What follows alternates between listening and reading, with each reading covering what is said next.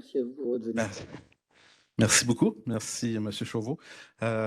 Oui, bon, ça fait 25 ans que je suis professeur. Il y a beaucoup de choses qui s'accumulent sur... ça a l'air beaucoup ce qui est fait, mais comme on dit, quand on réussit beaucoup de choses, parce qu'on en a échoué beaucoup aussi, donc c'est pas parce que... On fait la liste de ce qu'on a fait que tout s'est fait de façon très facile. Merci beaucoup pour cette introduction. Merci au réseau, à Irène et au réseau pour cette invitation. Comme s'il a été dit, je suis professeur donc depuis 25 ans au Québec, mais je suis depuis pour le mois de février professeur invité à l'Université de Bordeaux, Bordeaux-Montaigne. Donc, et j'étais à Angoulême aussi pour le festival. Donc, à la fin janvier, il y avait le festival d'Angoulême qui avait comme invité d'honneur le Canada. Donc, il y avait une délégation d'à peu près une soixantaine d'auteurs dont je faisais partie. C'est là que j'ai rencontré Irène et qui m'a demandé de venir parler de la bande dessinée au Québec. Ça fait presque un mois que je suis ici. Je ne sais pas si l'accent est encore très fort ou si je l'ai un petit peu perdu. Donc, n'hésitez pas à lever la main si je retrouve trop facilement mon accent québécois. Donc, parler de la bande dessinée québécoise. On est allé voir avec Irène ici, donc on parlait avec M. Chauveau de différentes possibilités de collaboration. Il y a un centre d'études sur la littérature québécoise acadienne ici. Au niveau de la bande dessinée, on a regardé, il n'y a que 2 livres qu'on a trouvés, donc 2 ouvrages de Guy Delisle que vous pouvez emprunter ici. Pardon, au centre de documentation.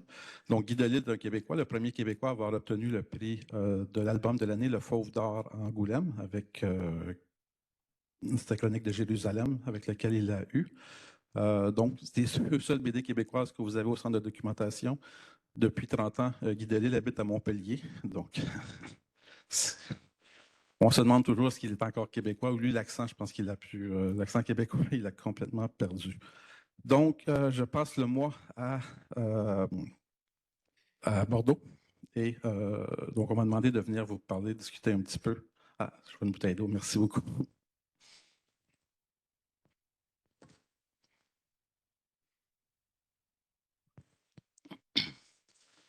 De parler un petit peu de la bande dessinée. Donc, bande dessinée québécoise, j'ai mis la présentation, mais sans revenir un peu sur ce que j'ai fait. Je travaille quand même depuis 1993 sur la bande dessinée québécoise. Ça va faire 30 ans. Et en tant que je porte différents chapeaux, effectivement, professeur, administrateur du programme. Donc, on a créé en 1999 la première formation universitaire au Canada en bande dessinée. C'est un programme de premier cycle de création. Donc, c'est à l'École des arts et cultures et les étudiants font de la bande dessinée au premier cycle. Mais on a des cycles supérieurs, master et doctorat, où on peut faire soit de la recherche-création, soit de la recherche, surtout au niveau du doctorat.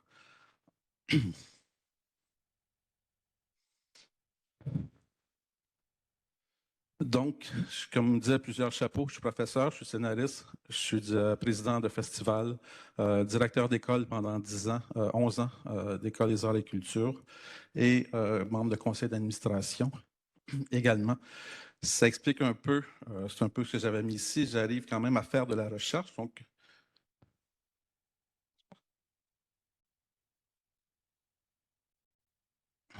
arrive quand même à faire de la recherche, mais c'est sûr que l'administration a pris beaucoup de mon temps dans les dernières années.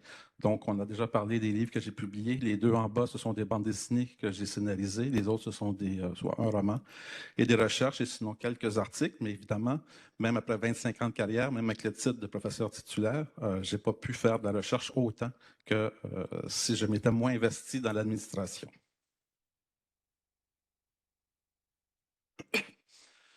Donc, quand Irène m'a contacté la semaine dernière, décidé de faire quelque chose. Donc, déjà, je dois donner 6 conférences, il y en a 5 conférences à Bordeaux dans les prochains jours. Donc, j'ai pris la deuxième partie, un exemple d'une recherche que je viens de commencer. Donc, ce ne sont pas des résultats de recherche, mais sur une bande dessinée publiée au Québec en 1947 sur la menace communiste. À Quand notre tour, donc une bande dessinée qui dépeint comment les communistes peuvent prendre le pouvoir au Canada et qu'est-ce qu'il faut faire pour éviter ça. Donc, je peux en parler, mais comme on va demander de parler un peu de la recherche universitaire au Québec, j'ai commencé à faire quelques diapositives pour présenter ça en disant si je manque de temps, ben, je pourrais continuer. J'arrive avec 101 diapositives, donc je me suis laissé un petit peu emporter en préparant les choses. Donc, on va faire peut-être la première partie, on verra s'il reste du temps par la suite. Donc, j'ai parlé de la création du programme en bande dessinée chez nous en 1999. La bande dessinée comme objet d'étude, donc nous, c'est vraiment un programme de création à l'École des arts, mais la bande dessinée est un objet d'étude quand même depuis assez longtemps au Québec, en même temps qu'en Europe, à peu près fin des années 60, début 70. Dans l'enseignement, on commence à enseigner la bande dessinée au cégep, donc c'est le collégial, ce qu'on appelle le collège chez nous. Ce sont des étudiants de 17, 18, 19 ans. Et il y a des cours de bande dessinée, parmi les cours de littérature. Donc, on enseigne la littérature, on enseigne la bande dessinée, l'histoire, et comment lire une bande dessinée, comment analyser une bande dessinée. Ce sont les premiers qui ont été faits. Par la suite, plusieurs professeurs, je n'ai pas la liste de tout ce qui s'est fait, évidemment, dans les programmes, mais il n'y a jamais eu de programme de création avant que nous, on arrive en 99. Pour cette première partie-là, peut-être préciser aussi, j'ai été chercher beaucoup d'informations, mais je suis à Bordeaux dans un bureau où il y a 3 livres que j'ai apportés avec moi, alors que mon bureau, il y en a à peu près au moins au-dessus de 1200 livres. Donc, je n'avais pas tout. Dans Internet, je suis allé chercher, mais je n'ai pas déjà toutes les informations. Donc, j'ai fait avec ce que j'avais sous la main.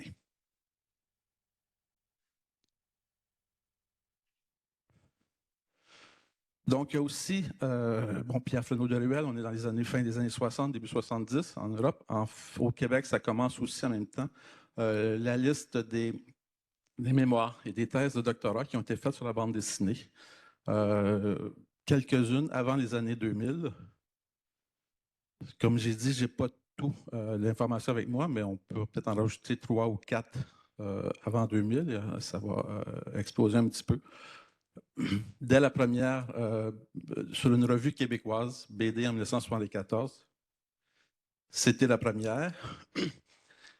Et ensuite, comme vous voyez, il y en a une sur Achille Talon, tout ça, on a eu quelques cas, parce que Mario Beaulac, c'est vraiment sur une revue de bande dessinée québécoise des années 70. Sur la BD au féminin de Mira Falardeau qu'elle a déposée à la Sorbonne, ce sont les femmes dans la BD françaises et québécoises. Donc, une partie avec des autrices québécoises. Catherine Saouter, sa thèse, c'était vraiment sur la BD québécoise, période 79-84, mais sur la BD québécoise. Est-ce que vous connaissez Albert Chartier? Même toi, Sylvain. Donc, c'est le RG québécois. Avant Michel Rabagliati. Donc, une série qu'il a commencé à publier en 1942 dans un journal qui s'appelle le Bulletin des agriculteurs. Donc, on est à l'extérieur d'un circuit de bande dessinée. On est vraiment dans un périodique qui s'adressait aux agriculteurs. Et il y avait une page de bande dessinée d'un Québécois typique qui s'appelait Onésime et qui a été publié jusqu'en 1992. Quand on a ouvert le programme chez nous en 99, on a décerné un doctorat honoris causa à Albert Chartier, 3 ou 4 ans avant son décès. C'est une des choses dont je suis très fier. Et ensuite, la ligne d'Achille Talon et mon propre mémoire sur Michel Risque et Red Ketchup, qui sont aussi une série québécoise. Donc, vous voyez, c'est des corpus de BD québécoises ou de BD franco-belges. Par la suite, évidemment, on va en publier beaucoup ici, sur thèse.fr, mais simplement si vous tapez bande dessinée, 1466 thèses qui sont répertoriées. Vous avez les différents établissements, tout ça. On m'a dit que peut-être des thèses n'étaient pas nécessairement terminées sur ça, là-dessus. Ça peut être des thèses en cours. OK. Pour ce qui est de l'UQAM, je suis allé chercher juste une université au Québec. Donc, on avait, mettons, 7-8 thèses avant les années 2000. Ici, c'est seulement depuis 2006, il y en a 19 qui ont été faites sur la bande dessinée à partir du site. Donc, j'ai des documents au Québec là-dessus. C'est une recherche, une étude qui m'intéresse, donc je cherche justement à voir les choses, mais en partant juste d'une seule université, parce qu'il y en a quand même 18 universités, je pense, au Québec. Donc, à partir d'ici, on trouve qu'il y a quand même, depuis 2006 à 2019, pendant 13 ans, 19 thèses, alors qu'auparavant, on avait moins d'une dizaine. Ce que je remarque, par contre, et si vous regardez, c'est les sujets qui sont traités.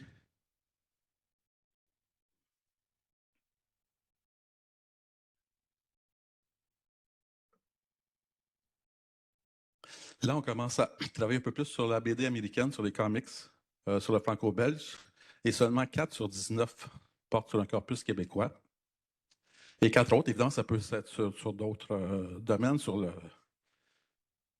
la bande dessinée en général, et pas sur un corpus national en tant que tel, sur le langage ou sur autre chose, mais il y a cette difficulté pour les étudiants québécois de travailler sur leur propre production.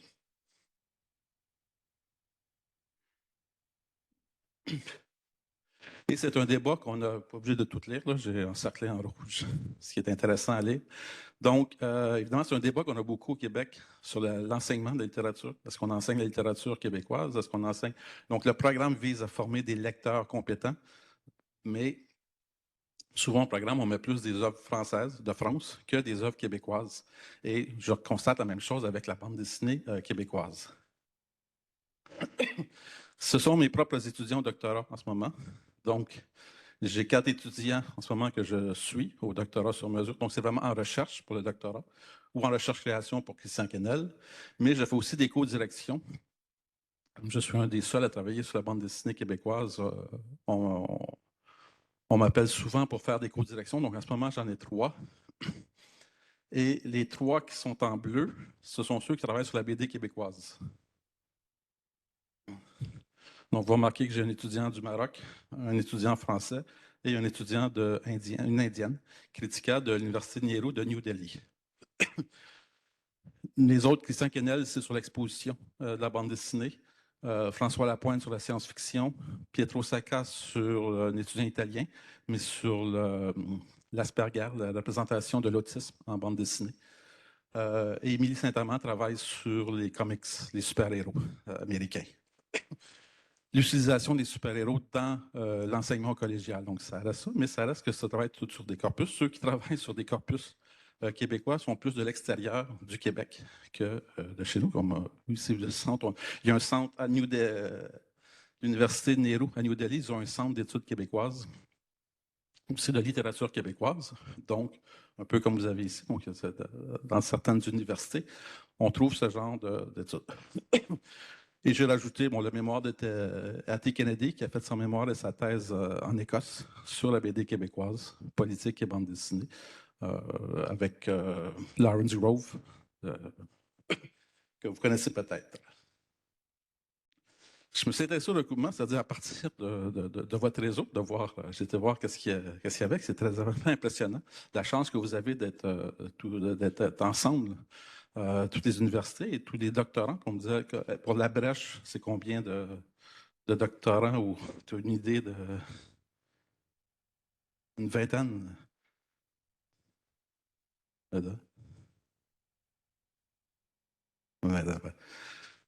Donc, ici, déjà, on a très peu au niveau de la bande dessinée québécoise pour avoir autant de choses. On a des professeurs qui travaillent sur la bande dessinée depuis longtemps.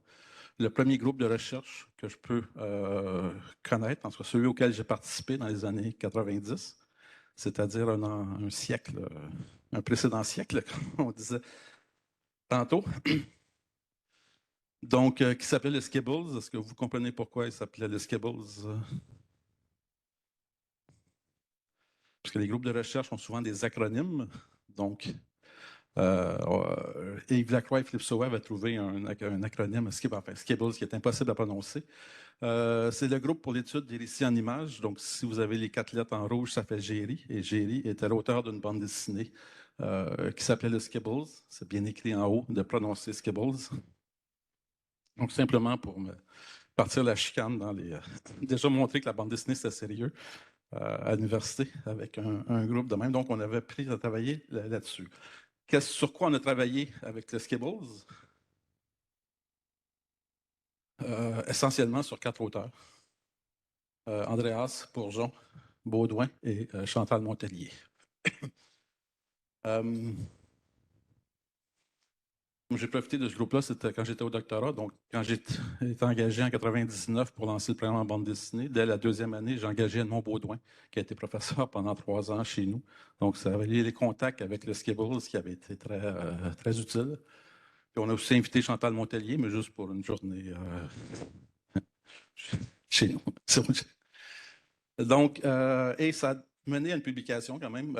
L'image est sur Internet. Je n'ai pas trouvé de meilleure définition. Donc, si vous vous intéressez à l'œuvre d'Andreas sur l'ambition narrative, sa volonté, comment le travail, si vous avez déjà lu du Andreas, surtout la série Rock, comment les questions de narrativité, de comment raconter une histoire sont au cœur même de son projet. J'ai profité du moment où j'étais étudiant au doctorat et à l'UQAM, qui travaillait, comme vous avez vu, sur des auteurs français essentiellement. Donc, moi, j'avais une grande collection de bandes dessinées québécoises. J'ai commencé en 93 à travailler sur la bande dessinée québécoise, mais j'ai commencé un peu avant à m'y intéresser. Donc, même dans les années 80, quand j'étais jeune, je lisais plus la BD franco-belge, alors que d'autres lisaient plus des comics américains. La BD québécoise n'avait pas sa place déjà comme lecteur. Donc, en m'intéressant surtout à l'université, j'ai acheté beaucoup, j'ai ramassé. L'intérêt là-dedans, c'est qu'on peut trouver des petits trucs-là que j'ai montés tantôt de 1947, on peut trouver à 25 cents ou 50 cents en vente. C'est pas comme les éditions originales. Si vous êtes en France, si vous cherchez les éditions originales de Tintin, ça va vous coûter beaucoup plus cher. Comme il n'y avait pas de marché nécessairement, j'ai pu, au fil des années, ramasser une collection d'au-dessus de 2000 documents, livres, revues, au fil des années. Donc, j'avais profité du groupe de recherche à l'UQAM pour tout déplacer ma collection. Et ça s'est devenu le centre de documentation en bande dessinée québécoise. En 97, le temps de déplacer ça, on a commencé à faire l'inventaire et tout. J'ai obtenu mon poste à Gatineau, donc en 99, 2 ans plus tard. Gatineau, c'est 200 km de Montréal. Est-ce que quelqu'un sait c'est où Gatineau? J'aurais peut-être commencé par là. Personne. Est-ce que vous connaissez la capitale du Canada? Non, toi, tu n'as pas le droit de répondre. Donc, la capitale du Canada, c'est... Oui? Non, c'est pas Toronto.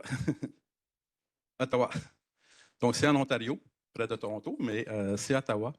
Et Ottawa, c'est sur le bord de la rivière des Outaouais. Et de l'autre côté d'Ottawa, de l'autre côté de la rivière, donc du côté québécois, il y a une ville qui s'appelle Gatineau, qui est la 4e ville en importance au Québec. C'est une ville de 300 000 habitants, mais que depuis que je suis ici, je pense que c'est la 7e, 8e fois que j'explique d'où je viens, c'est où Gatineau. On s'habitue. Donc, j'ai laissé ma collection, toute quand même à Montréal, parce que le groupe de recherche continuait d'exister, parce qu'il y avait des étudiants. Donc, c'est une étudiante, Annabelle, qui s'en est occupée pendant plusieurs années. Les profs ont pris leur retraite. Il a fallu vider le local. À un moment donné, j'étais étudiant depuis plusieurs années, donc ça ne fonctionnait pas. Le centre de documentation existait, mais avait disons, une vie non officielle au niveau des instances de l'université. Donc, c'était là, mais c'était pas là. Donc, il a fallu que je reparte avec ma collection. Ce que j'en ai fait, bon, ça a été longtemps dans des boîtes dans mon bureau et c'est un peu plat. On veut que les bandes dessinées soient lues, on veut partager. Donc, j'en ai fait don à l'université, à la bibliothèque de l'Université du Québec en Outaouais.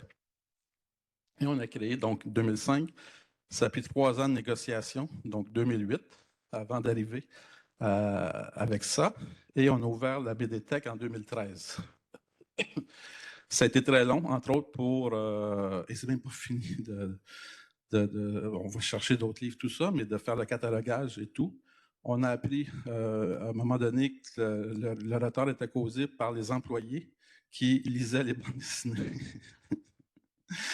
Donc, cataloguer les livres était beaucoup plus long que prévu parce que finalement, Il y avait des gens qui lisaient, donc le traitement était plus long. On a fini par ouvrir ça.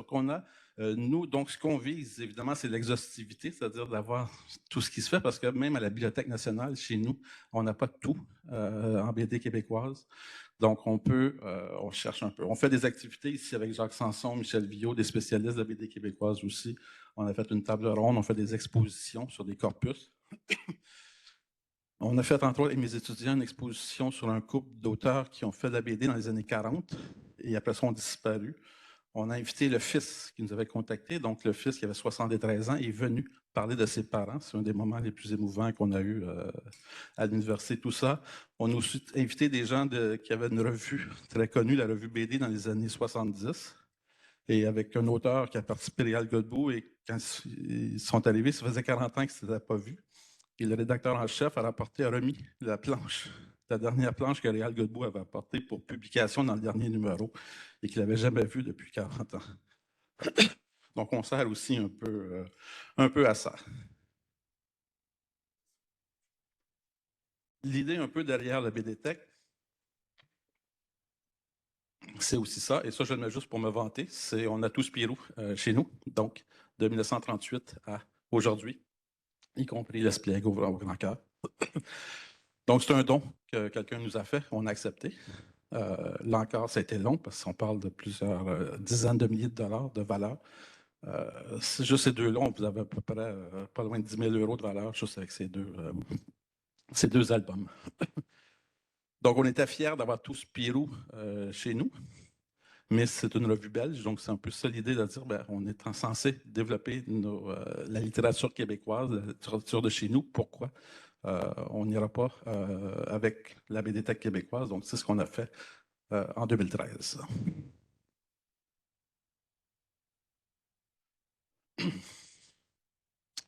Il y a des programmes qui existent. Il y a aussi des regroupements pas aussi imposants qu'on peut avoir ici. Évidemment, il n'y a pas la Société canadienne pour l'étude de la bande dessinée existe depuis 2010.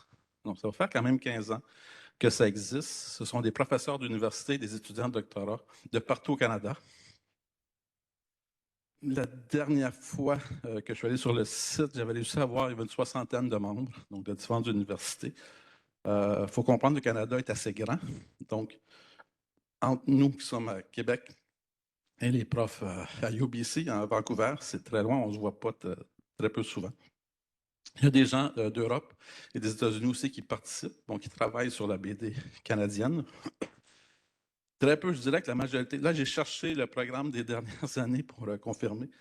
Beaucoup de profs qui travaillent au Canada, qui travaillent sur la bande dessinée, soit en communication, soit en sociologie, soit dans d'autres domaines, vont travailler beaucoup sur les comics américains.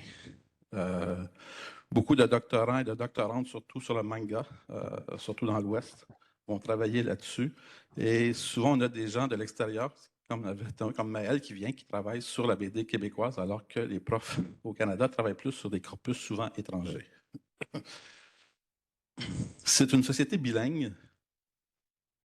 qui organise un colloque annuel. Habituellement, dans le colloque annuel, il y a environ, je ne sais plus, j'avais calculé peut-être une trentaine de séances, qui avec 3 présentateurs pour chacun. Sur 30 séances, il donne une ou deux en français, les autres sont en anglais. Un point tel qu'il y a eu un débat à un moment donné, parce que c'est dans les statuts de l'organisme qui est bilingue, il y a des gens de l'Ouest qui ont demandé à ce que la société soit bilingue anglais-japonais. Parce qu'il y a plus de gens qui travaillaient sur le manga que sur la BD québécoise. Dans le fond, on est 3-4 profs. Il y a un prof en Alberta, un prof en Saskatchewan et moi au Québec. On est à peu près les seuls francophones à travailler sur cet organisme-là. Donc, on organise un colloque annuel chaque année. Pendant plusieurs années, 2014 à 2008, on était en collaboration avec le TICAF, le Toronto Comic Art Festival, donc le festival de Toronto. Très gros festival, très intéressant. Et c'était simple parce que Toronto est plus central. Maintenant, depuis 2019, on a rejoint la Fédération des sciences humaines au Canada. Donc, c'est un colloque annuel, mais dans une université. Donc, l'année dernière, c'était à London, en Ontario. Et là, on commence à avoir moins de monde parce que c'est plus difficile à voyager. C'est tellement grand. Le Canada, puis 2019 aussi, vous savez qu'en 2020, il y a eu une pandémie, donc il y a beaucoup de colloques qui ont été annulés à ce moment-là, mais ça commence à reprendre un petit peu. Donc, j'avais cherché, c'est ça, les programmes sur Internet des dernières années. Moi, j'ai participé à partir de 2013, je pense, jusqu'à 2019. La pandémie, puis mes postes de direction m'ont empêché de continuer, mais j'ai trouvé sur le site tout ce qu'il y a, il n'y a même plus les membres. Tout ce qu'il y a, c'est la liste, le rapport du comité inclusion qui a été fait. Donc, c'est important, c'est là, mais il n'y a pas beaucoup d'autres informations et je ne trouve pas les anciens programmes non plus, mais la partie, la présence francophone à l'intérieur de cet organisme-là est très faible. On a eu le CRAS, Centre de recherche en arts séquentiels, qui a, je ne trouve pas trop d'informations 4 ans. Donc, ce sont des étudiants, un regroupement d'étudiants, doctorants et maîtrises qui se sont mis ensemble et qui, à chaque année, organisent un colloque. C'est peut-être la seule qui se reproche un peu du regroupement. On a eu des étudiants comme ça, mais là encore, ça n'a pas duré longtemps. Il y a la question des publications. Travailler sur la bande dessinée québécoise, c'est bien, mais il faut publier des articles quelque part. Donc, soit proposer un numéro spécial dans une revue ou arriver, mais il y a des revues aussi qui sont moins intéressées, qui travaillent sur le comics, qui travaillent sur la BD franco-belge, d'arriver à quelque chose de très québécois, peu moins intéressant. Et chez nous, on a très peu de choses. On n'a pas de revue. On a des numéros spéciaux de certaines revues. Voix et images, c'est la revue littérature de l'Université du Québec à Montréal, qui en 2018 a fait un numéro, je pense, non. Donc vraiment sur la bande dessinée, mais québécoise. Donc, plusieurs universitaires ont participé à ce numéro-là. Et on travaille sur un numéro, donc ça, c'est pas. Ça, c'est un vieux numéro auquel j'avais participé, mais en 2025, il devait paraître un numéro sur la BD franco-canadienne aux presses de l'Université d'Ottawa. C'est lui que j'avais mis de ça. Sinon, on a eu quand même une publication, Sentinelle, c'est une maison d'édition mémoire qui n'existe plus. Donc, il y a eu 3 numéros. Donc, c'était hors université, mais c'était une revue quand même qui s'intéressait à faire parler la bande dessinée québécoise, à recevoir des textes sur la bande dessinée québécoise, un quadrimestriel de réflexion sur le navire québécois. Il y a eu 3 numéros à l'espace de 4 ans, et malheureusement, la maison d'édition a cessé de paraître à ce moment-là, en 2017.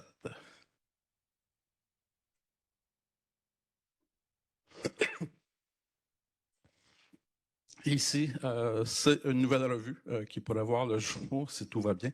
Je ne sais pas quand. Donc, à l'Université du Québec en Outaouais, on est justement, comme on est la seule formation universitaire, c'est un projet sur lequel que j'ai en tête depuis longtemps. Et là, je profite de l'arrivée d'un jeune collègue dynamique, qui est Jean-Charles Andrieux de Lévis, qui est membre du réseau ici, donc qui est venu me rejoindre à Gatineau au début de décembre. Donc, on a plein d'idées. Et cette idée-là d'avoir une revue en ligne sur la BD québécoise, mais pas uniquement, qui pourrait aussi s'ouvrir à d'autres BD, mais qui aurait un centre quand même pour accueillir ces réflexions des universitaires un peu partout au Canada sur la bande dessinée québécoise.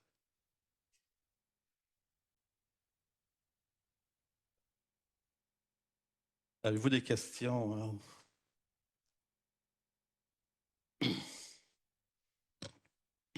Oui. Pour le moment, c'est question d'argent. On va commencer par ça, mais on commence à réfléchir là-dessus, donc c'est encore assez loin. Mais s'il y a des gens, on va chercher des articles de doctorants aussi, ça serait intéressant. Mais oui, c'est le plus simple, je pense, de commencer en ligne, ouais. Oui.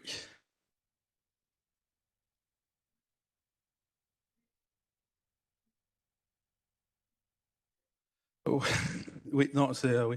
La bibliothèque il y a beaucoup de subventions en ce moment pour la numérisation, donc ils ont fait, donc on travaille là-dessus, on commence à travailler là-dessus.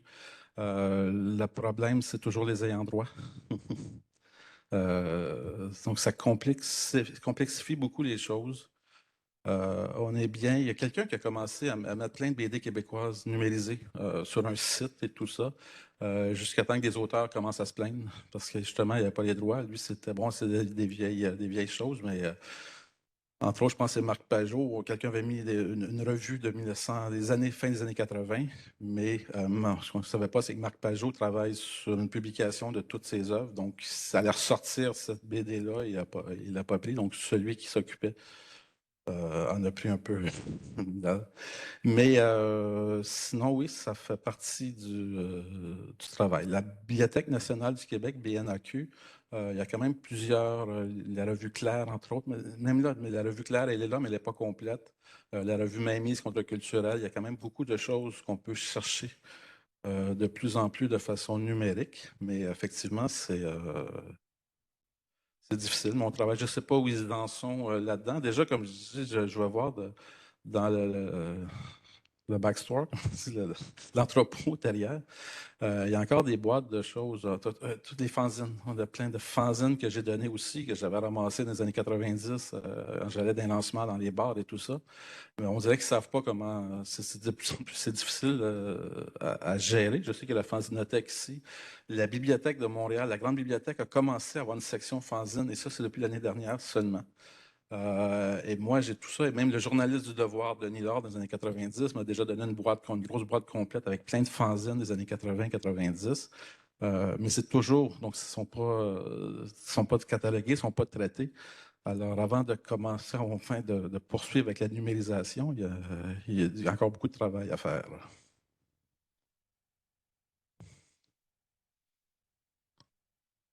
Avez-vous d'autres questions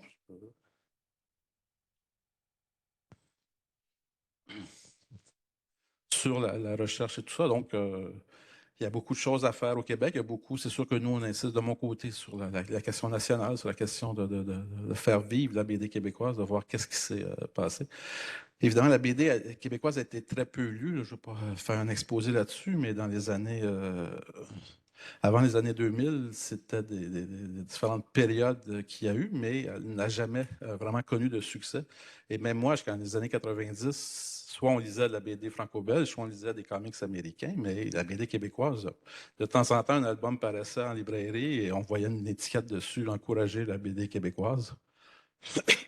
Il y a eu des exemples aussi de séries des 48cc, donc 48 pages cartonnées, couleurs, pareil comme ça, mais on avait un Astérix ou un Michel Vaillant et Ricochet à 4,95 $, une BD québécoise d'un premier album d'un auteur qui commençait à 2 fois le prix.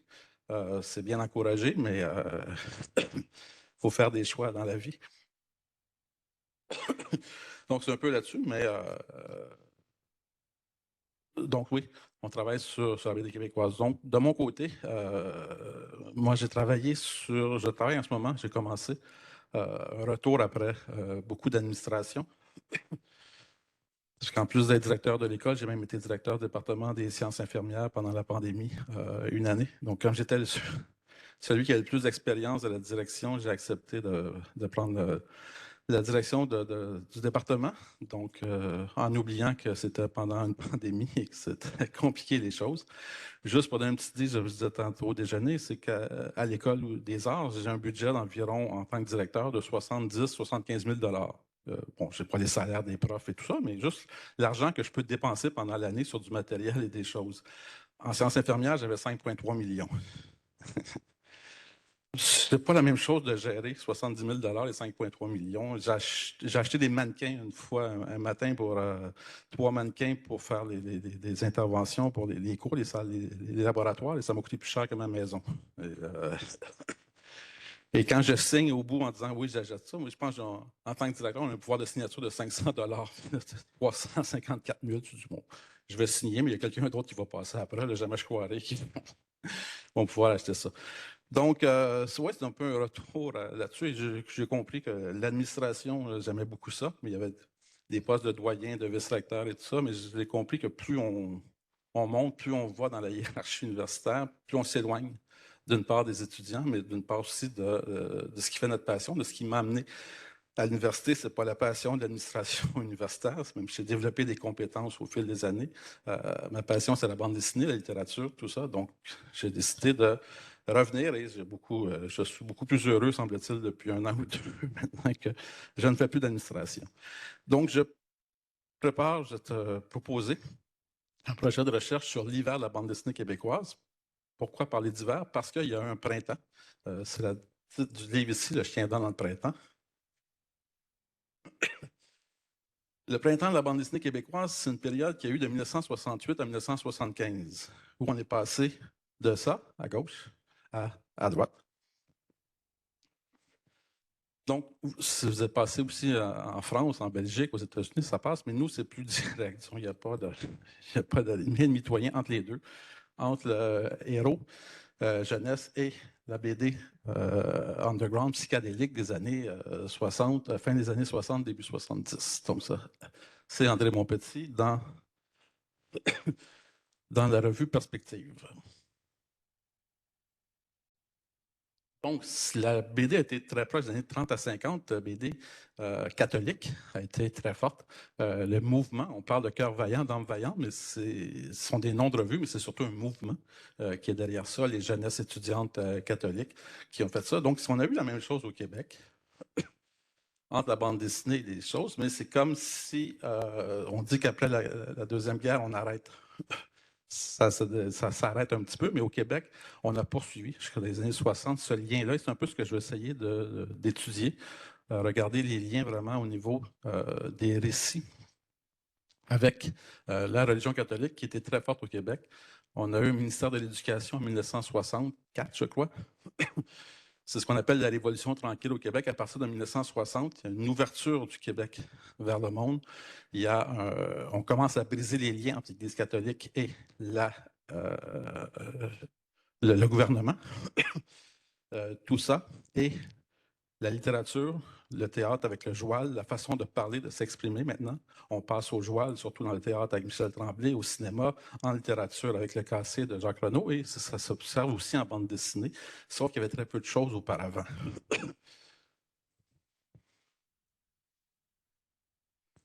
Donc, vous voyez le genre de bande dessinée qui était publiée dans les années 50 au Québec.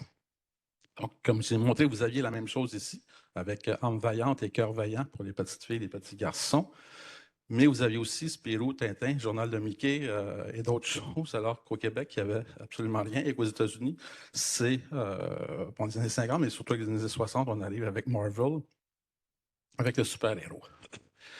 Donc, on a ce genre donc, vous voyez que les liens avec soit la religion catholique, soit à droite, soit à gauche, avec tout, on a essayé de rendre compte des héros de la nation québécoise, canadienne, française à l'époque.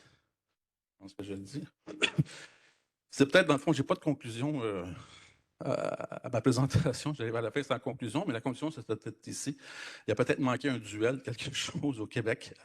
Donc oui, il y avait Âme vaillante, il y avait Cœur vaillant, il y avait le mouvement catholique, il y avait ça, mais il y a eu le duel entre Tintin et Spirou, un peu la même chose avec Marvel et DC, un peu plus tard, jusqu'à les années 70 aux États-Unis. Et quand la BD Underground est arrivée pour s'affranchir de ces modèles-là, avec Robert Crumb, avec les comic books ou avec Pilote et la BD érotique, il y avait quelque chose avec Pilote justement et avec Zap de Robert Crumb. On s'affranchissait de codes qui étaient quand même assez forts, d'une institution qui était là, alors qu'au Québec, on avait toujours les mêmes institutions qui étaient les éditions Fides, qui existent toujours, et qui faisaient une bande dessinée très catholique. Donc, ce passage-là entre les deux, il y a le passage, que je parlais un peu, de la Révolution tranquille, où on est devenu maître chez nous.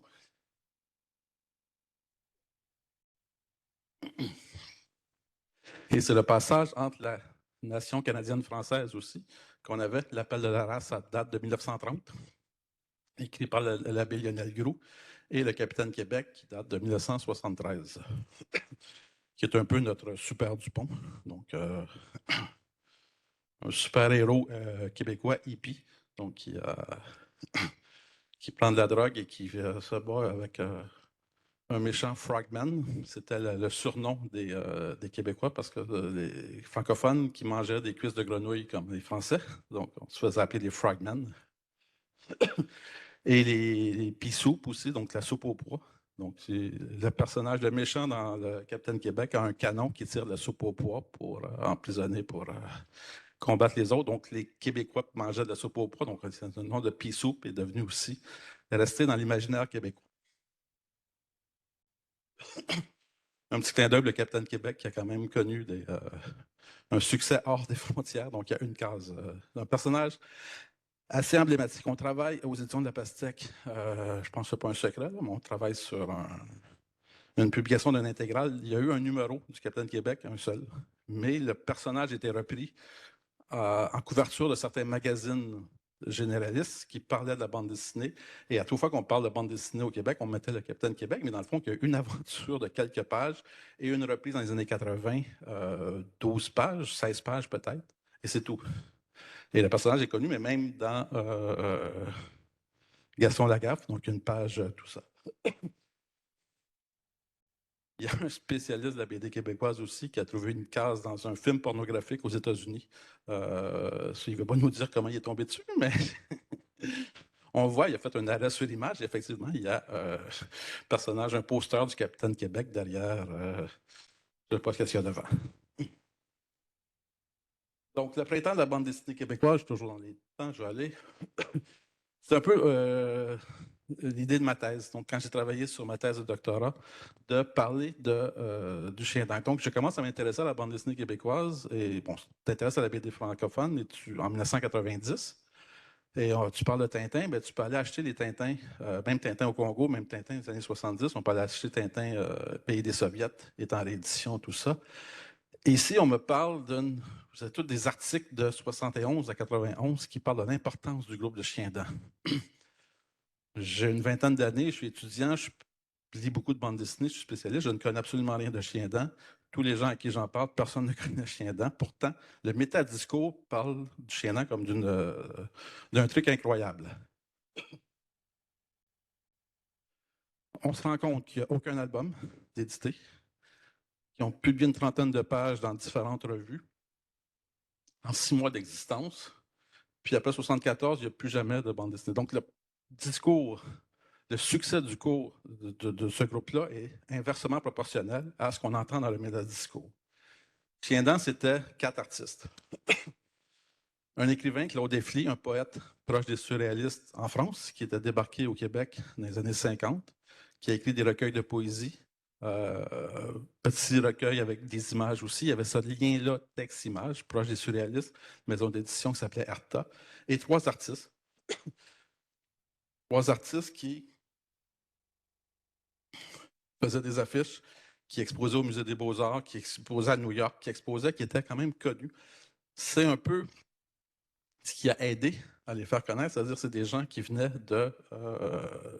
des beaux-arts, de la poésie surréaliste. Donc, le discours des critiques a vraiment intégré ces gens-là, alors que les lecteurs de bande dessinée, n'avaient absolument aucun. J'ai interviewé Réal Godbout, qui a commencé en 70, qui disait que ouais, j'avais déjà vu les trucs de chien dent, mais dans le fond, ça ne nous intéressait pas.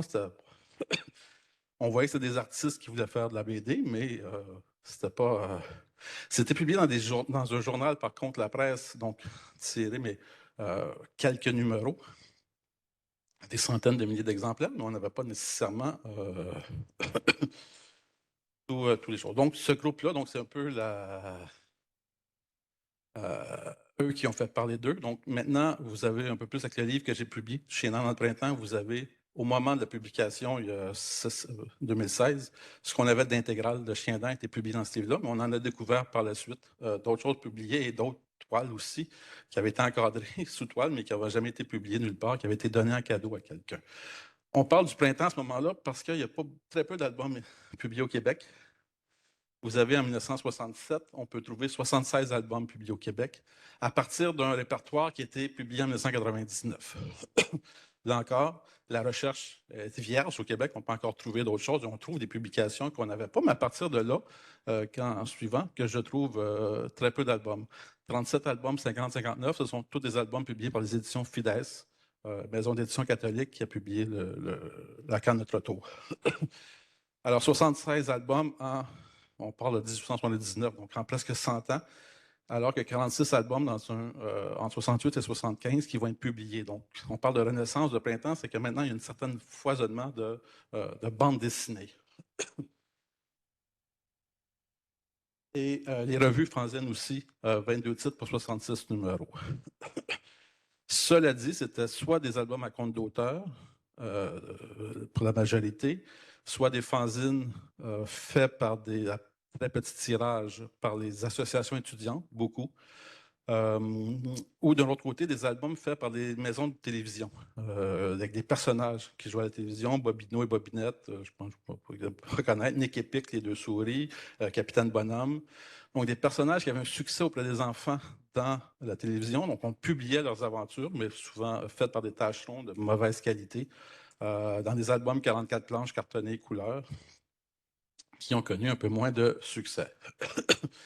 Mais assez pour qu'on parle de printemps. Et c'est Georges Raby, un Français, dans un article qui a parlé du printemps de la bande dessinée québécoise.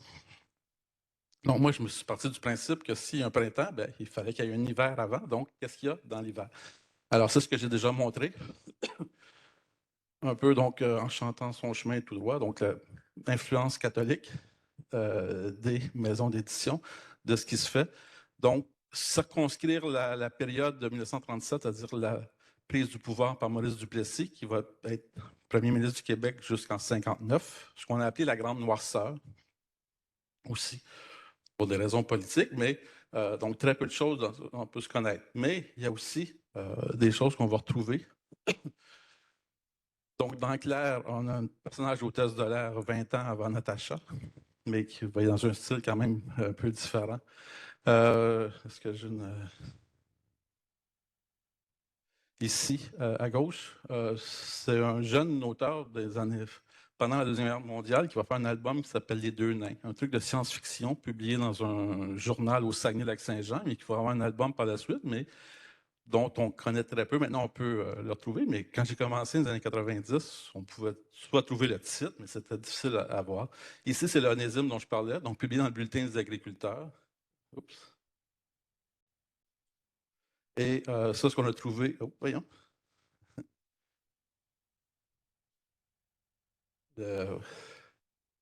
Robert et Roland, donc, publié dans l'Action catholique. Donc, ce ne sont pas des revues de bande dessinée, on n'en avait pas. La seule revue de bande dessinée qu'on avait, c'était Héros et François. La même chose est claire pour les filles. Donc, c'était les seuls magazines, si on veut vraiment, de bande dessinée. Mais on se rend compte qu'il y a quand même des bandes dessinées qui étaient publiées dans d'autres trucs, le Bulletin des agriculteurs, l'Action catholique.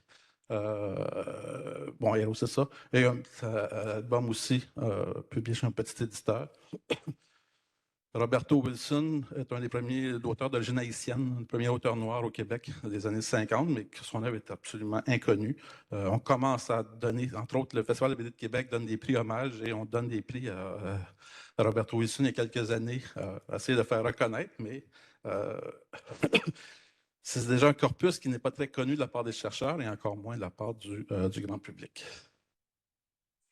Donc, il est 16h, 15h30 rapidement pour présenter peut-être la première chose sur laquelle le premier objet sur lequel je veux travailler, c'est cet exemple de propagande en 1947 avec lequel Fidesz a commencé. Donc, un livre important au Québec. On parle d'un tirage de 100 000 exemplaires. J'ai une autre diapositive, 100 000 exemplaires. Il y a Nicolas Labarre qui a publié un bouquin sur la bande dessinée contemporaine et qui parle souvent de tirage de 100 000 exemplaires pour expliquer en France, entre autres Strange et tout ça, à quel point c'est bien. Mais 100 000 exemplaires pour 55 millions, alors qu'ici on a 5 000 exemplaires pour 3 millions de population. C'est comme si c'était un tirage de 1,5 million pour le Québec de l'époque. Très peu d'études au Canada. Au Québec, il y a Jean-Paul Gabillet, professeur à Bordeaux, qui en a parlé dans un livre, et le livre est à peine mentionné. C'est une traduction. Ce n'est pas un livre québécois, c'est un livre publié d'abord aux États-Unis, Is This Tomorrow? America Under Communist, qui a été traduit en français, qui a été publié avec cette couverture-là au Canada, mais aussi avec une traduction en français chez Fidesz. Il y a la version australienne et la version turque. Les deux dernières, j'ai jamais réussi à mettre la main dessus encore. Je cherche, mais sont difficiles. Vous avez vu, j'ai un exemplaire ici, mais je peux pas la couverture ne tient plus, donc je ne peux pas le sortir tellement il est magané. J'en ai d'autres à l'université, mais j'avais apporté celui-ci. Il y a des rééditions pour la version anglaise, mais les versions australiennes et tout ça. Donc, on est en 1947, 47, 48, 46. Beaucoup de pays en Europe de l'Est tombent aux mains des communistes. les catholiques aux États-Unis, au Canada, ont très peur, en Australie aussi, que ça se rapproche. Et donc, on essaie d'expliquer aux enfants, aux jeunes, comment les communistes peuvent prendre le pouvoir et qu'est-ce qu'il faut faire pour arrêter. Donc, c'est un éditeur américain. Ici, je peux peut-être passer vite, et Fidesz aussi. Bon, l'histoire de Fidesz et tout ça. Donc, il faut comprendre que ces maisons d'édition-là aussi sont contre la bande dessinée parce qu'il y a les comics d'horreur aux États-Unis, il y a les comics, c'est pas. Mais pareil, au 19e siècle, le roman avait mauvaise presse, mais les catholiques s'en servaient parfois en disant ben, on écrit un roman, c'est l'âme que les gens vont lire, donc on veut communiquer avec eux, on va prendre la bande dessinée, même si c'est l'âme du diable, mais on va faire quelque chose pour comprendre. Qui a écrit l'histoire, on ne le sait pas. Peut-être le père Gale, qui était le directeur de la revue aux États-Unis, Catechistic Guide. On sait qu'il y a 4 dessinateurs qui vont travailler là-dessus. On connaît un des dessinateurs qui a fait au moins 4 pages. Est-ce que tu sais c'est qui? Ça dit quelque chose? C'est dans le truc devant on voit. C'est Schulz. Donc, avant, Schulz date de 1950. Schulz date d'avant 1950. Les Snoopy. Charlie Brown date de 1950, mais avant, à Minnesota, le jeune George Schulz a été engagé par Timeless Topics, qui est la compagnie qui va faire les différentes bandes dessinées, va faire du lettrage. Et on demandait, on sait dans ses entrevues, je pense que j'ai mentionné ici, qu'on lui demande d'illustrer une histoire de soldat. Et comme il n'y a rien d'autre de publié, on sait que c'est. Donc, on sait qu'il a fait 4 pages dans À quand notre tour. On ne sait pas lesquelles. Personne n'est arrivé encore à trouver lesquelles. C'est mal dessiné, c'est mal pour certains des autres. Mais, donc, à partir des entrevues de Schulz, on sait qu'il a participé à ce livre. Donc, le résumé, vous avez ici le chef des communistes au Canada, puis donc déclencher une crise qui nous font un prétexte pour saisir le pouvoir. Donc, ils font partie de la sécheresse. Je vais commencer par ça. Donc, ils ont des agitateurs un peu partout. On s'attaque aux propriétaires. Donc, ici, et on veut faire peur aux enfants aussi. Donc, quand on dit qu'ils vont pendre le capitaliste, à la page suivante, on est en 1947. Il y a eu une version en noir et blanc qui a été faite avant, qui avait été envoyée pour faire la promotion, tout ça. Et ça, je n'ai pas vu. Ça non plus. Il y en a un exemplaire, c'est vendu à 300 000 €, je pense, à un moment donné. Donc, c'est pas dans le budget de recherche chez nous. En tout cas, je n'ai pas réussi à l'avoir. Il y avait un évêque placardé sur une porte d'une église aussi, mais ça, c'était trop. Celle-là a été enlevée. Ils n'ont pas enlevé la pendaison, mais l'autre, ils ont enlevé. Surtout que c'était un prêtre catholique, donc les catholiques qui n'ont pas donné des idées quand même aux gens. On va exciter les Blancs contre les Noirs. C'est très américain. C'est ça la difficulté, c'est qu'on a traduit ça au Québec, mais alors qu'on est dans les années 50, il n'y a pas beaucoup des années 40 même. C'est vraiment autant la sécheresse qu'il peut y avoir aussi au Québec, mais c'est vraiment des problématiques plus américaines, états-uniennes que canadiennes. Les catholiques, donc on dit que les catholiques ont des armes cachées dans leur soubassement d'église. Donc j'ai choisi quelques images comme ça, et jusqu'aux enfants qui vont dénoncer leurs parents. Parce que le père a une radio onde courte qu'il cache et que sa mère a encore des agrès de religion, pense encore à la religion, donc les parents vont arrêter. Donc on invite les jeunes à dénoncer leurs parents qui auraient des velléités communistes. Et je vous vends le punch pour la fin, mais ce n'est pas vraiment un punch, la dernière case, où le directeur du Parti communiste, voyons, ici meurt d'une crise cardiaque, mais le communisme ne repose sur un chronome en particulier. C'est une idéologie qui vise à devenir le monde entier, donc ça va se poursuivre. Ça finit comme ça en disant ça va se poursuivre. Il a fallu traduire quand même en images les choses. Donc, on part de Is This Tomorrow à Quand notre tour. Donc, vous avez le Parlement, pas la Maison-Blanche, mais le Parlement américain et le Parlement canadien. En Australie, c'est la même chose. Donc, le dessin a été refait pour l'Australie. La version turque, ça, je n'ai pas pu voir qu'est-ce qu'il y en est. Vous avez, peut-être la question que j'ai mis ici, est-ce que vous savez c'est quoi le drapeau qui est ici? Pourquoi c'est ce drapeau-là qui est là? Prendre une gorgée d'eau. Hein.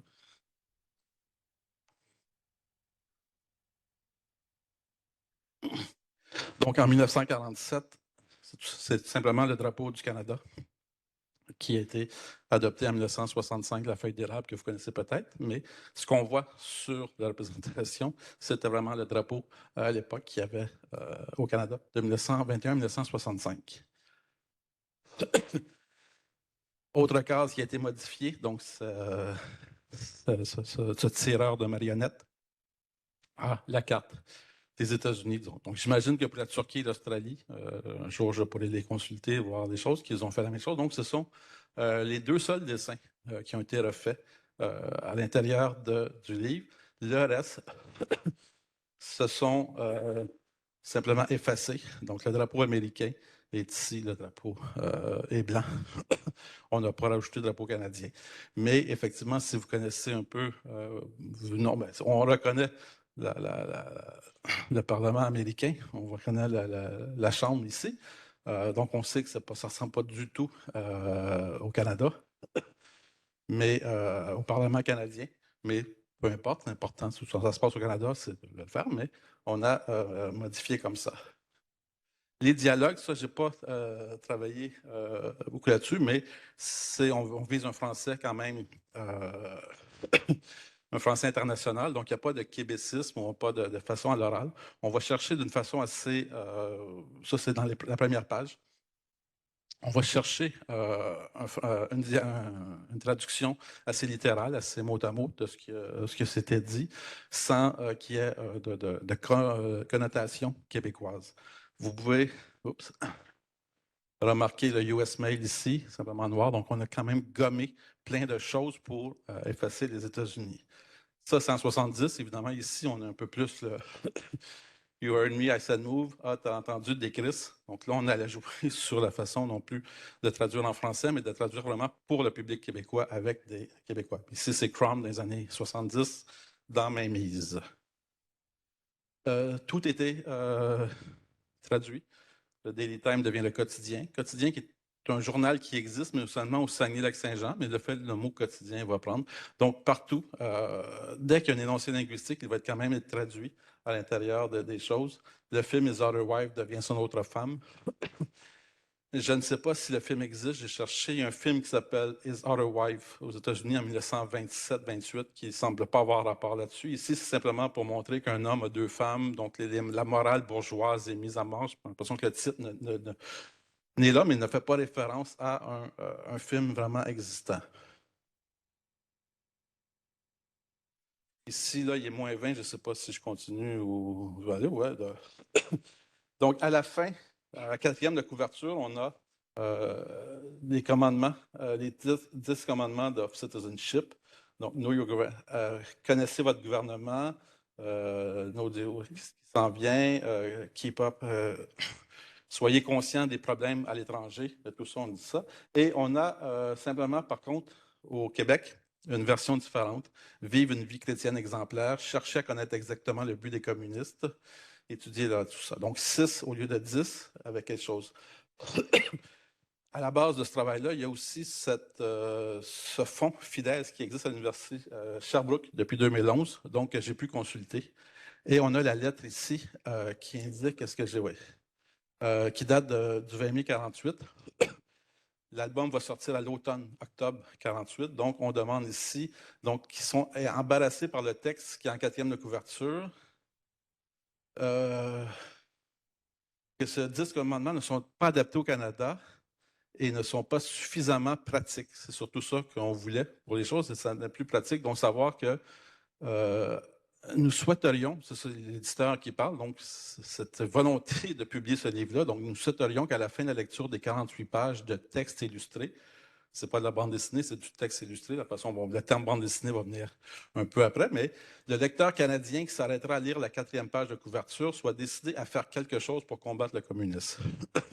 Donc, ce n'est pas une publication juste pour amuser ou pour faire apprendre, c'est vraiment non seulement une œuvre de propagande, mais un outil pour amener les jeunes, le lecteur, à combattre le communisme. Il y a, ici, je n'ai pas dans la présentation, mais en 1937, Duplessis prend le pouvoir, il y a une loi du cadenas qui s'applique au Canada. Donc, au Québec, dès qu'il y avait un soupçon de réunion de communistes, on pouvait mettre un cadenas. Le propriétaire pouvait mettre un cadenas sur la porte pour empêcher qu'il y ait ces réunions-là. Donc, ça fait partie aussi des choses. Et d'ailleurs, les liens, je ne sais pas si c'est ça, bon, le tirage, c'est ce que j'ai dit aussi, on sait que c'est de 100 000 exemplaires. Et donc, ce que je disais, 3,7 millions, 100 000 pour 300 millions, et ça fait 1,5 million si on fait l'équivalent pour les deux en 1947. Par contre, on sait que le 31 octobre 1950, il reste 35 000 copies encore de l'édition française. Et c'est un peu une raison pourquoi, déjà le mien m'a gagné tout ça. Vous allez voir, ce n'est pas nécessairement les 35 000, les 65 000 autres n'ont pas été vendus. On a écrit directement au gouvernement, donc j'ai dit Maurice Duplessis a pris le pouvoir et lui, la chasse aux communistes, ça faisait partie de son programme politique. Donc, on a carrément envoyé à Maurice Duplessis la version française de Quand notre tour pour le sensibiliser et surtout pour qu'il le distribue à tout le monde autour de lui. On n'a pas dans les éditions fidèles la réponse de Duplessis. Non, mais on disait, nous avons pensé que votre gouvernement serait intéressé à remettre un exemplaire, tout ça. Par contre, on a la lettre à Louis Saint-Laurent, qui est alors ministre 22 juin 1948.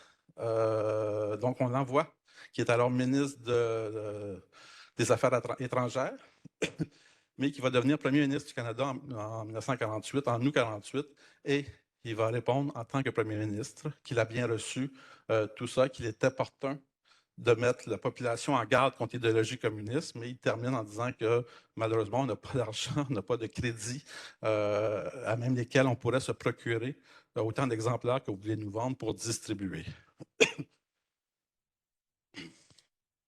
Avec les politiciens, il y a aussi les curés. Donc, on a envoyé, cher monsieur le curé, je ne sais plus c'est combien, c'est 2000, je crois, 2000 curés qui ont reçu cette lettre-là, ou ces lettres-là. Celle-ci de 49, c'est pour un autre. Je n'ai pas trouvé de lettre pour le premier, mais il y a un deuxième volume sur la vérité sur le cardinal Mindszenty, qui est un cardinal en Hongrie qui avait été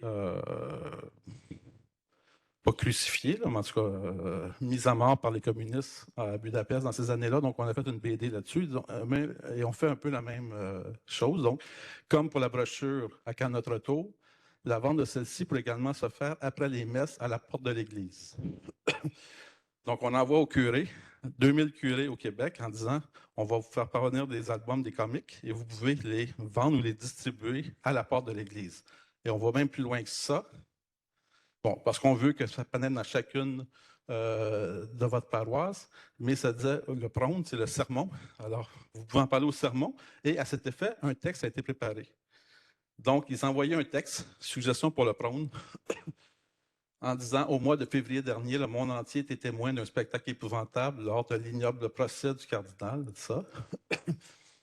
Et donc, le sermon est écrit par la Maison d'édition fidèle, et qui dit à la fin, ceci vous a d'ailleurs été démontré clairement dans la brochure intitulée À quand notre tour, qui a été à profusion, et on vous l'offrira en vente après la messe à la porte de l'église. Donc, les 2000 curés reçoivent le sermon déjà écrit en disant sur les méfaits du communisme et en disant en sortant de l'église, vous pouvez acheter la chose. Donc, c'est surtout, il n'y a pas les comic book shops à l'époque, c'est une autre façon de. Et les politiciens, il y a eu d'autres politiciens qui ont reçu, les chevaliers de colon, là, il y a différents organismes aussi qui ont reçu. J'ai vu des lettres d'un syndicat des chaussures qui recevait, dit merci pour votre, on est prêt d'en acheter autant, on va le distribuer à tous nos membres. Donc, il y avait vraiment quelque chose là-dessus. Donc, c'est comme je disais tantôt, je n'ai pas de conclusion vraiment là-dessus, sinon à plusieurs étapes. Avez-vous des questions? Oui, oui, oui. L'affect en anglais, tout à fait. Il y a eu la version américaine et la version canadienne. Donc, on a fait les deux dessins changés et tout ça. Et modifiés. Il y a des petites modifications, mais comme le US Mail, il a disparu tout ça. Avec la couverture et le texte en bas, donc le communiste au Canada, Canada, et la version québécoise. Ouais. Dans une des lettres, on parle aussi de 1950, parce que les autres aussi, on parle de 4 millions d'exemplaires aux États-Unis.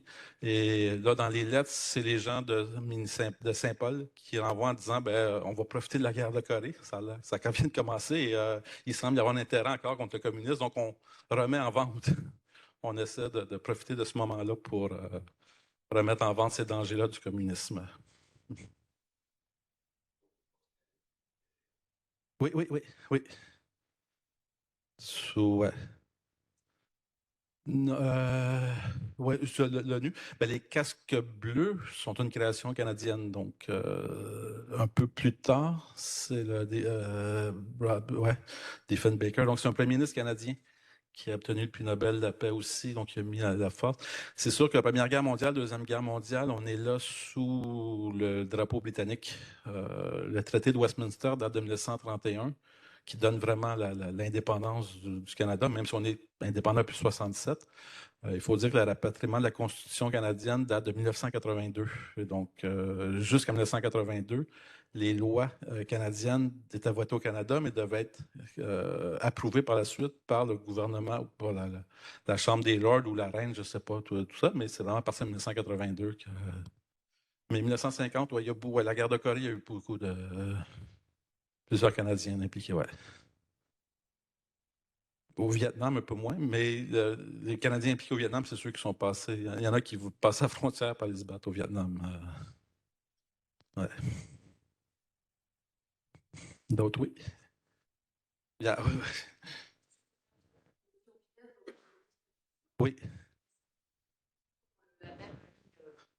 Non, non, du tout. Depuis la séparation, non, non. Ils ont même ils vont publier des intégrales de grands auteurs, tout ça. Mais ça a commencé, mais ça a commencé depuis 1937, mais à partir des années 70, ça commence à être c'est une maison d'édition. La revue de l'Université d'Ottawa sur la littérature franco-canadienne est publiée aux éditions Fides.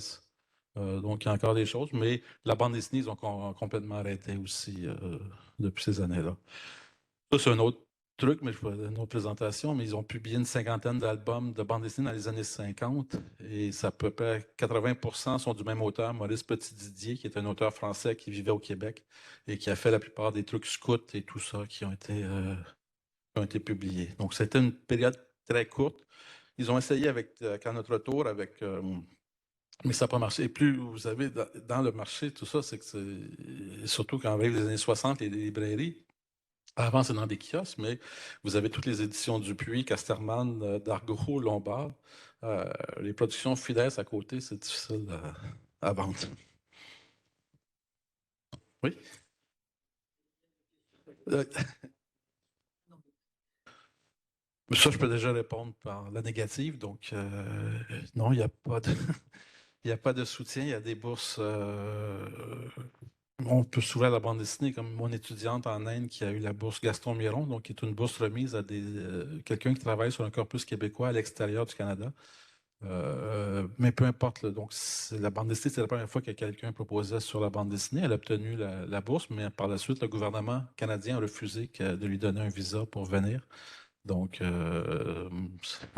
c'est pratique, oui. Donc, après 2 ans, donc, je continue à la diriger, mais de façon bénévole, la co-diriger par courriel de façon bénévole, malheureusement. Donc, il n'y a pas de soutien pour les études supérieures. Il n'y a pas. On a monté, on a tenté. Au Canada, il y a deux grands organismes subventionnaires, le CRSH au Canada et le FQRSC au Québec. Donc, on a monté un groupe de recherche, une subvention réseau qui est au Canada. On était 15 professeurs, je crois, de partout au Canada et avec quelques collaborateurs à l'extérieur aussi, aux États-Unis et même en Australie, je crois. C'était un super projet, c'est Bart Beatty de l'Université de Calgary qui avait mené ça. On a travaillé super fort et on n'a pas été financé, mais on est arrivé à un cheveu d'être financé. On était parmi les premiers, donc sur la liste d'attente et tout. On était un peu déçus, mais on a bonifié l'année d'après. On a remis un dossier encore plus fort et on a fini dernier. On était donc dans les cotes A, B, C, D, en ce qu'on était pouvoir être la cote qui était peut être financé, mais n'a pas de financement, à passer à la cote, ce projet ne tient pas la route. Alors que c'était ça dépend des. C'est pas le même comité, évidemment, qui était là. Et là, ben, on a arrêté après ce moment-là. Donc, il faut qu'il y ait une certaine ouverture de la part des organismes subventionnaires ouverts à la bande dessinée, ce qui est des fois le cas, des fois pas le cas. On l'a vu parce qu'on passe vraiment d'un extrême à l'autre avec la même demande, et même la deuxième est modifiée parce qu'on a retravaillé par la suite. Sinon, c'est très individuel. Les professeurs qui travaillent sur la bande dessinée comme objet d'étude, c'est souvent littérature, ce qu'on appelle quoi, études littéraires, études françaises chez nous, communication. Il y en a histoire de l'art aussi, mais dans certains départements, il y a... Ouais, on est la seule université avec un programme vraiment bande dessinée. Dans les autres, il y a un ou deux professeurs qui travaillent sur la bande dessinée, et là, ça dépend des collègues.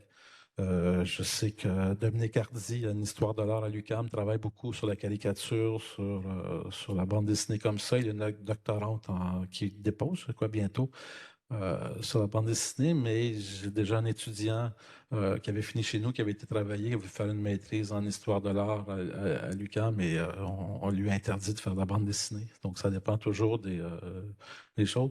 Mais moi, quand j'étais en littérature des années 90, j'ai appris par la suite, mais certains professeurs ne voulaient pas que je travaille sur la bande dessinée, ils trouvaient idiot que je me consacre à la bande dessinée en disant le doctorat ouvert en 95, moi je suis arrivé la première, deuxième année, et les professeurs entre eux disaient que je me fermais les portes si je travaillais sur la bande dessinée, je sais pas, alors que 4 ans plus tard, j'étais le premier du doctorat du CAM à avoir un poste de professeur régulier. Donc mon directeur est allé les baver un petit peu à ce moment-là.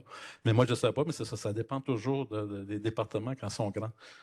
C'est difficile, donc il y a toujours une ouverture de la part de certains collègues et tout ça. Chez nous à l'école, bon, les profs en histoire de l'art sont chez nous, donc ça va, on les intègre. Donc on est petite équipe, on est 10 professeurs seulement réguliers, une trentaine de chargés de cours, mais ouais. Pour ça, c'est plus facile. Pour les collaborations, ben c'est au niveau individuel, sur certains projets, sur certaines choses. Mais souvent, et comme je dis, il y en a plusieurs, je n'ai pas mis aussi, on va, les étudiants vont voir le professeur pour travailler sur la bande dessinée. Le professeur répond, ben, je ne m'y connais pas assez, il faut trouver une co-direction. Et comme ils viennent à l'UQO, mais je ne peux pas tous les prendre non plus. Et ça fait beaucoup, mais au moins, il y a cette ouverture-là qui n'était pas dans les années 90, là, mais vraiment pas. Ouais. Allô, Jean-Philippe? Bonjour, Bonjour. est-ce que moi je Oui. peux? J'ai une question. Oui. Oui, moi c'est Roger Sinali. En fait, je travaille sur la bande dessinée, mais plutôt la bande dessinée africaine Oui. et caribéenne, francophone. Ma question est de savoir, est-ce que dans vos études au Québec, est-ce que vous faites une parallèle entre la bande dessinée québécoise et les autres bandes dessinées?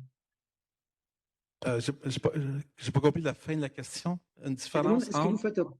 vous faites des parallèles avec, entre la bande dessinée québécoise et les autres bandes dessinées des autres espaces géographiques, c'est-à-dire de l'Afrique, la Caraïbe? Je connais très peu d'études sur le sujet, honnêtement. On a essayé, on avait montré un groupe il y a 15 ans, autour des années 2010, pour justement faire, ça devait se terminer avec un voyage en Afrique aussi. On voulait justement comparer. Il y a 2, 3 festivals qui existaient. Donc, on avait essayé de mettre ça, on a arrêté à cause du financement, malheureusement, mais j'avais des étudiants qui étaient intéressés. On voulait voir parce que la situation du Québec, c'est toujours la même chose. Donc, on est entouré des États-Unis d'une mer anglophone très forte, et culturellement, on est pris entre l'Europe et les États-Unis, donc avec une population donc, de 8 millions aujourd'hui.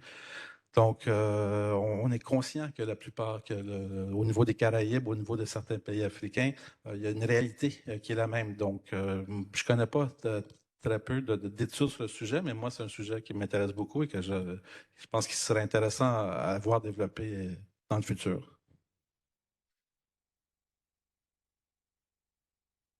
D'accord, merci. En fait, parce Merci. que moi, je suis inscrit à l'Université de Poitiers, je travaille avec Madame Charlotte Cross, puis bande dessinée africaine et caribéenne. Mais plus, mon thème, il est plus axé sur le plurilinguisme dans la bande dessinée, entre interculturalité et diversité. Sur le bilinguisme? Le plurilinguisme, Plurilinguisme, oui. ouais.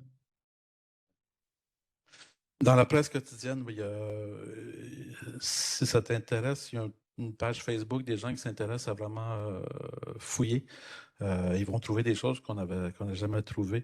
Dans la presse quotidienne, ce sont des BD américaines en traduction depuis très longtemps.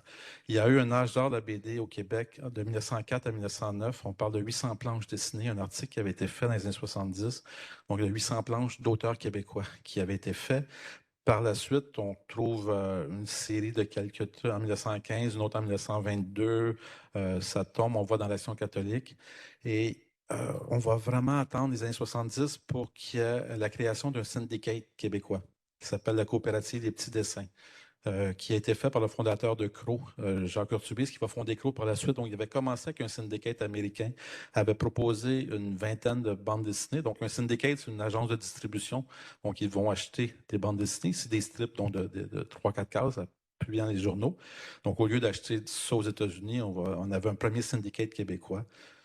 Il y a un journal, Le Jour, qui, dans 1974, va acheter des pages. Donc, Le Jour, c'est le journal du Parti québécois, donc qui va prendre le pouvoir en 1976, qui est un journal indépendantiste, un parti indépendantiste. Donc, ils vont encourager la bande dessinée québécoise. Et il y a 6 auteurs qui vont publier, Réal Godbout, Jacques Urtubise, quelques séries pendant 3-4 mois seulement. Ça revient moins cher d'acheter du matériel américain traduit. L'autre exemple, dans les années 90, il y a une série qui s'appelle Ben, B-E-N, de Daniel Shelton, qui n'est pas parent avec Gilbert Shelton, c'est un auteur québécois. C'est une série en 3-4 cases qui raconte l'histoire de Ben, qui est un retraité. Donc, le premier gag, c'est son premier jour de retraite. Et il va faire ça pendant 25 ans. C'est dans différents journaux. Mais pas les grands journaux, c'est-à-dire la presse, le Devoir, mais plus les journaux à Sherbrooke, à Gatineau, justement, à Québec, les journaux, le Quotidien, le Saguenay, le Droit. Mais il a fait ça pendant 25 ans. Son syndicate, que tu peux lire entre la case 2 et 3, c'était MMWAM. Donc, c'était le nom du syndicate, tout ça. On a fini par comprendre. C'était ses premières lettres de Me, My Wife and Me. Donc, c'est lui et sa femme qui ont réussi à force. Mais je veux dire, un syndicate aux États-Unis, Schultz, on a montré, c'était vendu dans quoi? 300, 500 journaux. C'est fou. Au Québec, s'il y a 15 journaux, il n'y a même pas 15 journaux, il y a 12 journaux peut-être. Alors, tu ne vas pas arriver à tout ça. Sa conjointe à Daniel Shelton vient des Philippines. Donc, je sais qu'ils ont réussi à vendre aussi dans des journaux aux Philippines. Et pendant 25 ans, il a mené, mais ça vient là encore, il y a quelques mois. Il avait annoncé que maintenant, on peut le suivre sur Internet, on peut s'abonner, tout ça, mais il n'y a plus de publications dans les journaux. Il y a eu, ça c'est pour les strips, tout ça. Il y a eu des suppléments de journaux aussi, mais là encore, là, c'est Tarzan.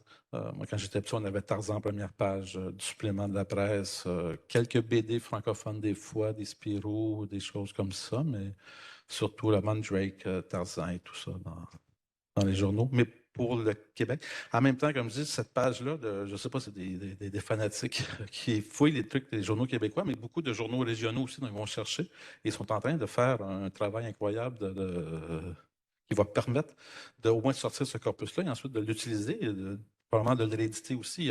C'est l'autre question. La réédition, comme je disais, si vous voulez chercher Tintin au Congo, il y a encore moyen de l'acheter, qui est publié en 1931, alors que si on cherche beaucoup de BD québécoises avant 2000, c'est pas réédité. Donc, il y a tout un travail à faire de ce côté-là aussi. Oui, oui. Il y a polémique, peut-être pas, je ne dirais pas polémique, il y a eu des actions. Il n'y a pas de loi comme en France. Il n'y a pas de Comic Code Authority non plus. Tout ce qu'on a chez nous, c'est un amendement, une loi, l'amendement Fulton, qui date fin des années 40. Donc, à peu près à ce moment-là, qui suit un accident. Et là, ça fait longtemps que j'ai regardé ça, mais je pense que c'était au Yukon. Donc, deux jeunes qui ont assassiné quelqu'un, deux jeunes de 10 ans. Et ils répétaient quelque chose qu'ils avaient lu dans un comic book. Et donc là, ça fait effectivement un scandale. Donc, l'amendement Fulton a été mis, mais je crois que ça n'a jamais été utilisé. Donc, c'est un peu la même chose. Donc, si quelque chose trop violent aurait pu être retiré, mais c'est pas quelque chose qui a beaucoup. On a par contre au Québec un livre qui date de 55, qui s'appelle Face à l'imprimé obscène de Gérard Tessier.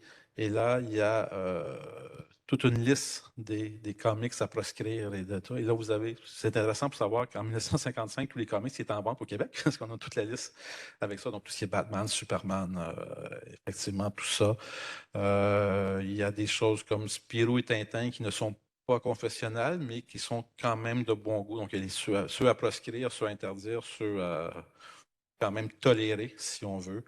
Et la liste de ce qu'on peut lire à la fin, ben là, c'est Héros, François, Jeunesse, Cœur vaillant, Âme vaillante qui traverse. Donc, c'est toutes les choses. Ouais. Ben, je pense qu'il n'y a pas eu de réédition du livre, tout ça. Bon, c'est les cas un peu ça. Mais c'est ça, c'est la vente des comics américains qui était, parce que la BD canadienne, c'est la BD Scout, c'est ça. Donc, c'est sûr qu'il n'y a pas de difficulté. On n'en connaît pas à légiférer pour les auteurs québécois, pour les éditeurs québécois.